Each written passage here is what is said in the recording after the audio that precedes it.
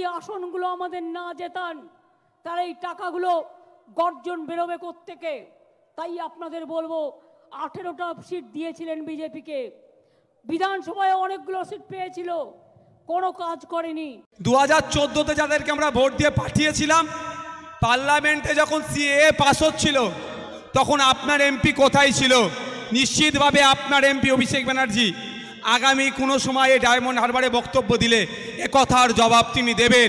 পার্লামেন্টে যখন CAA pass হচ্ছিল উনি কোন পক্ষে ভোট দিয়েছিলেন? না ভোটদান থেকে বিরোধী ছিলেন, না সিএএর বিরোধিতা করেছিলেন? ওনার মুখ থেকে আমরা জানতে চাই। তারপরে নওশাদ সিদ্দিকীর ডেটা দিয়ে ওনার কথার সাথে সত্যতা মিলিয়ে দেবে। আপনারা ভোট দিচ্ছেন সিএর হাত থেকে বাঁচার জন্য, আর আপনাদের এমপি কোন দিকে ভোট দিয়েছিল জানেন? ওনার অপেক্ষায় থাকি উত্তরের, তারপরে সত্যটা আমি দেখিয়ে দেব। সে ডেটাও আমাদের কাছে আছে। কাকে ভোট দিচ্ছে? কৃষি প্রধান এলাকা এই বিষ্ণুপুর এই দিকটায় ইন্ডাস্ট্রিয়াল এরিয়া ছিল ফলতা, স্পেশাল ইকোনমিক জোন ছিল ফলতা। নতুন ইন্ডাস্ট্রি আসা তো দূরের কথা, অভিষেক ব্যানার্জির সাঙ্গপাঙ্গ, মমতা ব্যানার্জির ভাই ভাই পদের অত্যাচারে শিল্পপতিরা এখান থেকে শিল্প গুটিয়ে নিয়ে চলে যাচ্ছে, আর আমাদের মানুষজন যারা কাজ করত তারা কাজ হারিয়ে হা করছে। ভুল বলছি নাকি? ভুল বললে এক কথাই বলছি। ওই আমার ছেলেকে ধমকি চমকি দিয়ে প্রোগ্রাম করতে দেবো না, ওতে কিচ্ছু লাভ হবে না। আমি ছেলে এমন বলে দিচ্ছি, আমার প্রোগ্রাম না করতে দিলেও আমি এসে ঘুরে যেতাম। আমার ভাইয়ের বাড়ি থেকে আপনাদের সাথে দেখা করে যেতাম। রাস্তায় প্রোগ্রাম হতো। 144 করলে 144 ভাঙার জন্য 188 আছে, খেতাম 188, কোটে বুঝে নিতাম। বুঝতে পারছেন না? আর এখন নতুন একটা 151 দিচ্ছে। আমার যতটুকু জানা মতে পশ্চিমবাংলার ইতিহাসে মাত্র 3 বার 151 ব্যবহার হয়েছে।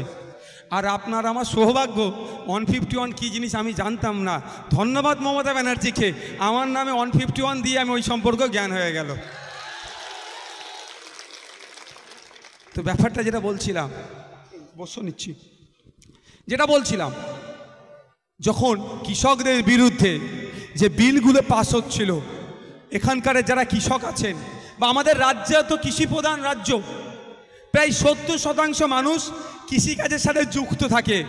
যখন কেন্দ্রের পার্লামেন্টে লোকসভাতে কৃষকদের বিরুদ্ধে বিল পাস হচ্ছিল, অভিষেক বাবুর তখন কি করছিলেন? পার্লামেন্টে গিয়ে ঘুমাচ্ছিলেন, না কৃষকদের হয়ে আন্দোলন করেছেন, কৃষকদের হয়ে ডিবেটে অংশগ্রহণ করেছেন? সেটাও অভিষেক বাবুকে কিন্তু আগামী দিনে এই ডায়মন্ড হারবারে দাঁড়িয়ে জবাব দিতে হবে। আমি যতটুকু জানি কেউ এদের বিরোধিতা করেনি। তার জ্বলন্ত উদাহরণ আপনাদের দিচ্ছি। সারা দেশে আমরা যারা কৃষক প্রেমী ছিলাম সবাই মিলে একটা ভারত বন্ধের ডাক দিয়েছিলাম, আপনারা জানেন তো? মেনলি কৃষকরা দিয়েছিল, আমরা সেটাকে হ্যাঁ বলেছিলাম। সারা দেশে এবং বিজেপি পরিচালিত রাজ্যগুলোতে বন্ধ পালিত হয়েছিল। উত্তরপ্রদেশের মতো রাজ্যে, বিভিন্ন গুজরাটে, অসমে বন্ধ সুন্দরভাবে পালিত হয়েছিল।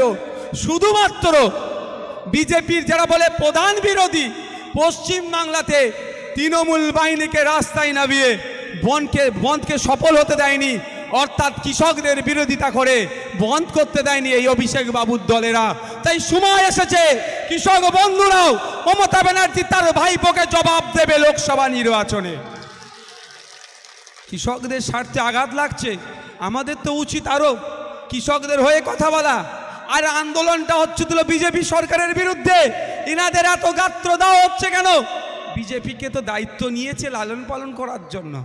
এখন অনেকে ভাবছেন দুটো বিষয়, যে অনেকে তৃণমূলের অত্যাচারের কারণে ভাবছেন বিজেপিকে ভোটটা দিয়ে তৃণমূলকে সাইজ করতে হবে, অনেকে ভাবছেন। আবার অনেকে বিজেপির ভয়ে বিজেপিকে রুখবে বলে তৃণমূলকে ভোটটা দিতে চাইছেন। এই যে দুটো চিন্তা ভাবনা নিয়ে চলছেন, দুজনদেরই চিন্তা ভাবনা ভুল হচ্ছে। কারণ বিজেপি আর তৃণমূল আলাদা নয়।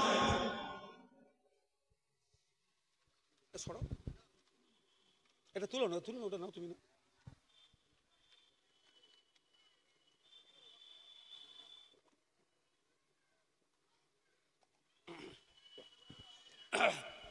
বিজেপি আর তৃণমূল আলাদা নয়, তারটা 1998 থেকে 2004 পর্যন্ত ইনি বলেছেন তো নাকি, বিশ্বজিৎদা বলেছে। আমি কয়েকটা কথা বলছি। আপনারা যদি কেউ মনে করেন তৃণমূলকে দিয়ে বিজেপিকে আটকানো হবে, ঠিক কি ধরনের জানেন? কি বলুন তো? আমরা নাগল কি কাকে দিয়ে দিই? যদি ছাগলকে দিয়ে লাঙল দিই হবে? হয়? নাগলের জন্য কি হবে? গরু, না হলে মহিষের দরকার লাগবে। ছাগলকে দিয়ে যদি নাগল দিই, ও নাগল আর হবে না, সারাদিন বয়ে যাবে মাঠে, যেটা আমি যেটা করতে চাইবো সেটা হবে না। ঠিক যদি কেউ মনে করে তৃণমূলকে দিয়ে বিজেপিকে আটকাবো, এই একই ধরনের হবে। আর যারা মনে করছে তৃণমূলকে সাইজ করার জন্য বিজেপির হাত ধরতে হবে, ঠিক উল্টোটাই হবে। কারণ 2021-এ আমার বলতে দ্বিধাবোধ করি না, আমি সঠিক কথা বলে যাব।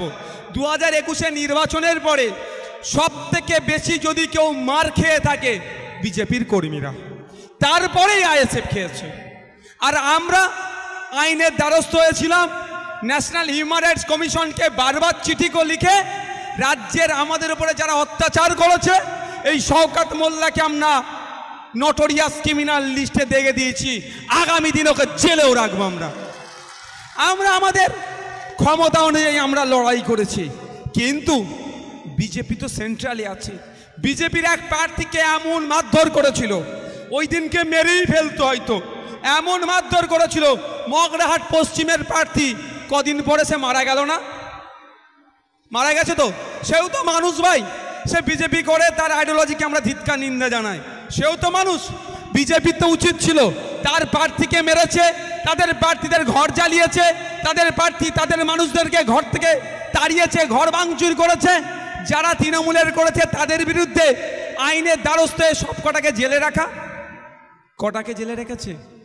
জেলে রাখেনি। তাহলে যদি যারা ভাবছেন তৃণমূলকে ঠান্ডা করার জন্য বিজেপির হাত ধরবেন, 2021-এ একটু দেখুন, আপনারা বিজেপির হাত ধরেছিলেন, দিনের শেষে আপনারা মার খেয়েছেন। আর শুভেন্দু অধিকারী মহাশয় মমতা ব্যানার্জির সাথে বসে এসি রুমে চা খাচ্ছে।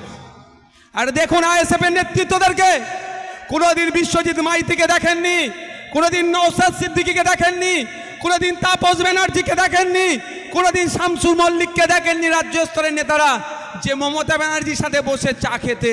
কারণ আমরা খাবো না, আগে আমাদের কর্মীকে যারা মেরেছে তাদের শাস্তি দিক, তারপরে খাওয়ার কথা ভাববো। আগে শাস্তি দেবে, তারপরে ভাববো। আর আমরা তখনই খাবো যেই দিন মমতা ব্যানার্জি নির্দেশ দেবে তার বুথের কর্মীদেরকে এই বিষ্ণুপুর এলাকাতে, এই মগরাহাটে, এই ডায়মন্ড